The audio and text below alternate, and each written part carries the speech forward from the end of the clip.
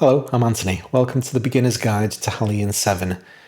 The purpose of this video is to give you a one-stop guide to the most important things you need to know about this plugin. We're going to get you to the stage today where you can load some presets, do some basic editing of the sound, and you're not completely overwhelmed by the very intimidating user interface. When you first load this program, it's very easy to think, where on earth am I supposed to start? So without further ado, let's get underway. Now, when you first load Halion, what you're probably going to see is this home page. I'm not a big fan of the home page. In fact, I have this feature engaged at the bottom, don't show it again, but this is what you see out of the gate. What Steinberg's trying to do is to help you get up and running with some of these big friendly buttons. The problem is that without understanding what it is that you're trying to do, none of them make very much sense. So to be absolutely honest with you, the most useful thing about the home screen is that it gives you a link to your user manuals, which is basically going to take you to the Steinberg website. With that said, let's make this thing go away. This is what we really want to look at. This is the primary Halion 7 interface. Now I think this is how it's going to look for you because I've selected the default Halion library screen set. A screen set is a configurable set of user interface options that allow you to configure Halion 7 to look however you want it. This is one of the intimidating things about Halion. It has so many user interface components that it's really difficult to know which ones you're supposed to look at first. So I'm going to try to pick that apart for you today, show you the most important ones and the order that I suggest you go about trying to figure out this stuff.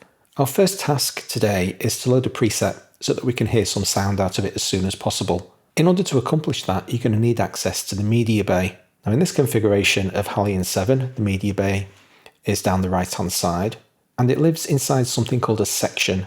If I click in an empty space, you can see this grey rectangle that's been drawn around the media bay. That's a section. If I click in different parts of the user interface, you can see different sections highlight. Back to the media bay. We can configure the Halion 7 interface to have any number of sections in any configuration. But at the moment, I'm focused on just loading this preset, so let's concentrate on that task. The media bay is divided into two subsections. We have a filter area at the top, then we have this curtain that splits the interface into two zones. The most important part of the top filter section is this icon in the top left-hand corner. This is your primary load filter. If you click on this little icon, you'll see the bottom section change to show you all of the presets that are available according to this filter option. If I click the filter again, we head back to all of these different instrument icons. Let's make the user interface a little bit bigger so that we can see more of these icons. For task number 1, I'm going to load a piano preset. I have two pianos in my version of Halion 7. One's called Eagle, another one called Raven. I'm going to click on the Eagle piano, and now that's filtered all of my available presets in the entire Halion application to just my Eagle presets. I'm going to double click the top entry in this list, and that's just loaded a piano preset. There's a couple of things that we need to talk about here, but my main motivation at the moment is just to hear some sound. Let's keep it nice and simple. There's my piano preset being loaded into Halion. You also saw the user interface resize slightly when I loaded this preset. That's all to do with the fact that Halion has resized itself in order to display this macro. And the word macro is a kind of magical term in Halion parlance, and something that it's really important to understand as soon as possible. Macros are pre-configured skins that make Halion behave in a particular way, and the Eagle macro is a skin that makes Halion behave like a piano. You can see in this part of the interface, we have options and settings that are specifically dedicated to treating Halion as if it's a piano. So for instance, let's have a play with this tone control.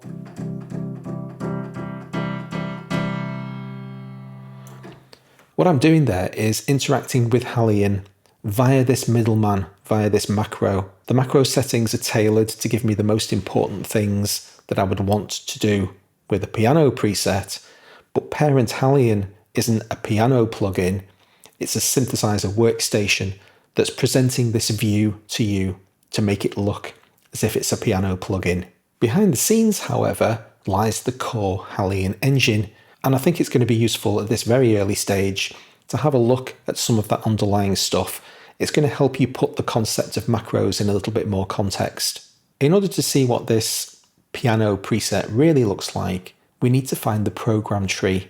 And this is one of the many different user interface elements inside Halion. And depending upon your current preset configuration, it could be anywhere in the interface or maybe not even present at all. In this particular user interface configuration, it's up in the top right hand corner. If I click this program tab, I've now headed away from the media bay, and this section is presenting me with different information. It's showing me the program tree editor. So just to clarify that terminology, the section is the physical space in the user interface.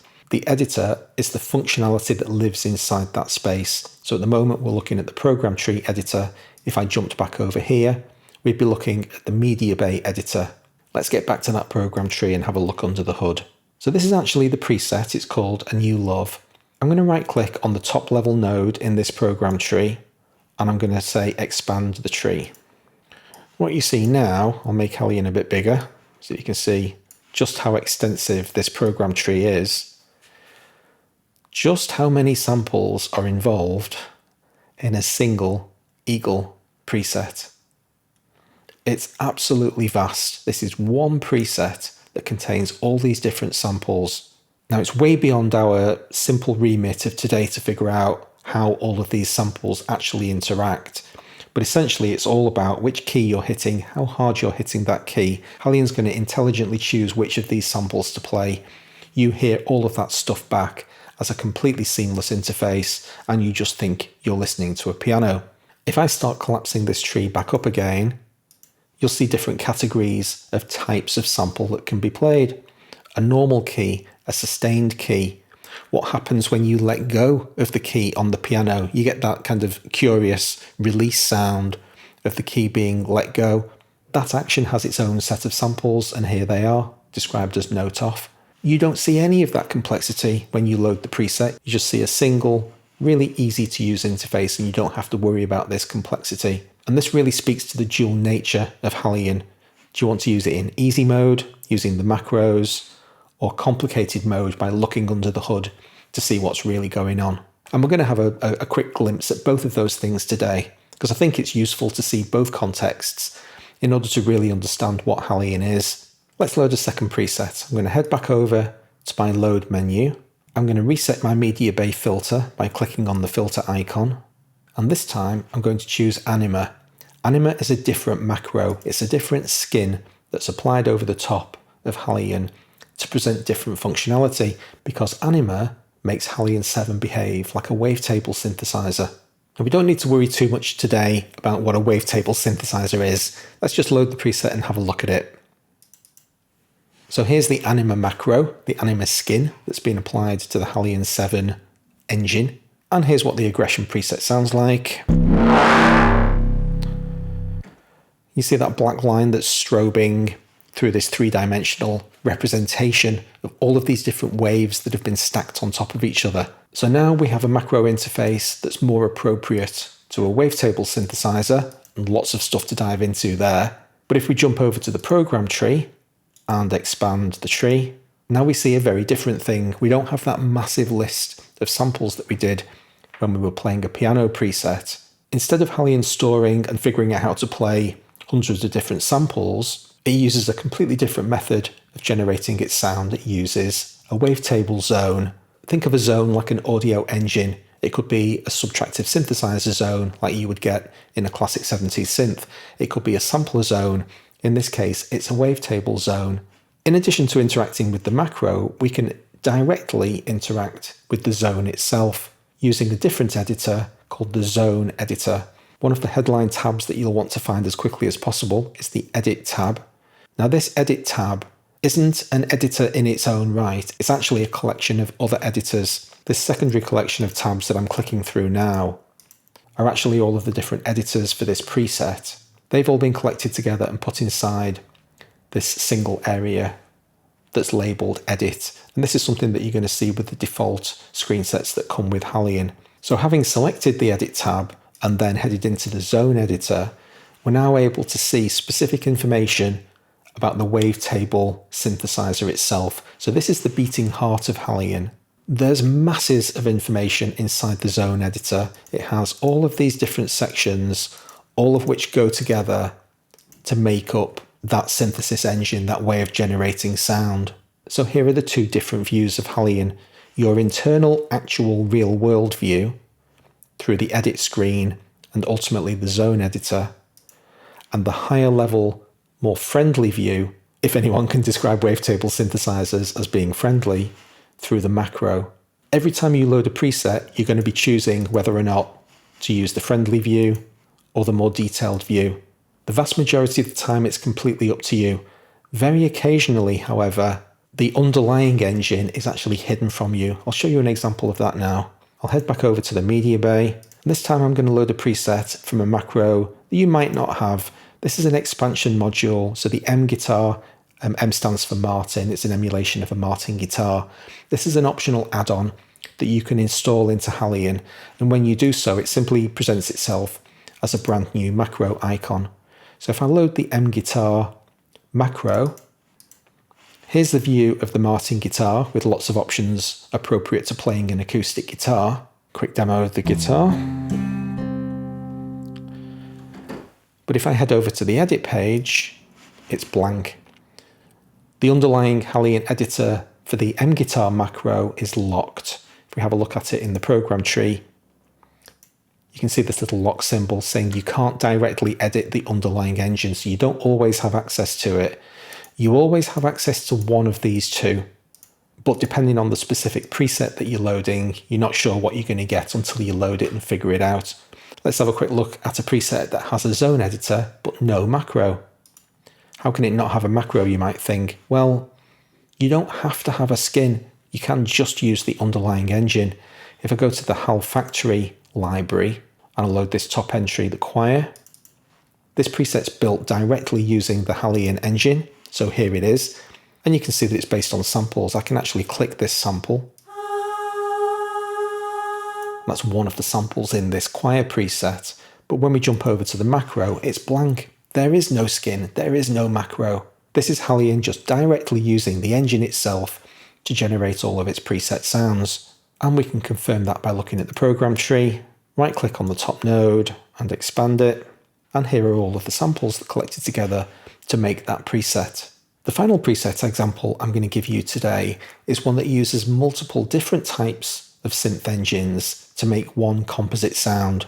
In order to do this, I'm going to need to clear this filter option.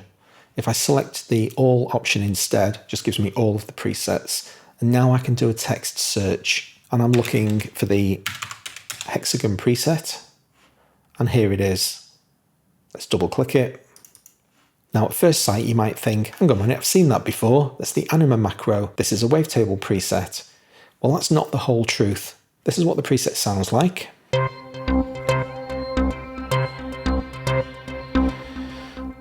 That's using 3 different sounds. We have a look at it in the program tree. This little striped icon describes a layer, and a layer is a subcomponent, a part of the preset that contains one or more zones.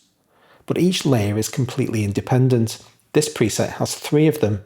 It does indeed have an Anima layer, and that's the first part of the sound. I'm going to solo just the Anima layer. That's what the Anima component of this preset sounds like. But it has 2 other components as well. It has a Skylab component. If I single click on the Skylab name, now we see a different macro. Skylab uses something called granular synthesis, yet another different kind of synthesis engine. And this is what the Skylab part of this preset sounds like. See all of those lines strobing across this sample. Granular synthesis is quite the beast. Let's unsolo that. And we have a 3rd layer as well. And this one uses orchestral strings.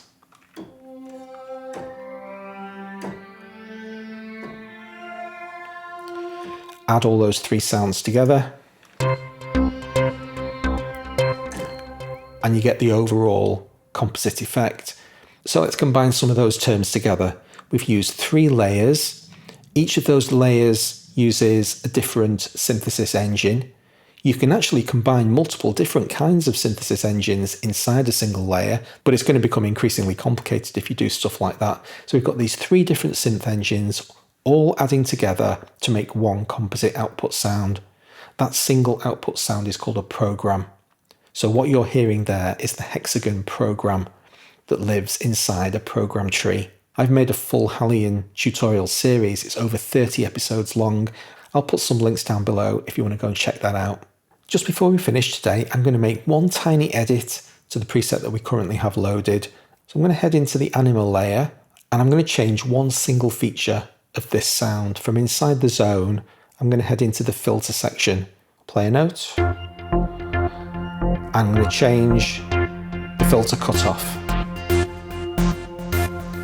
to make it a much more naturally aggressive sound. So I've just edited one single attribute of this sound, the central cutoff frequency of the Anima layer.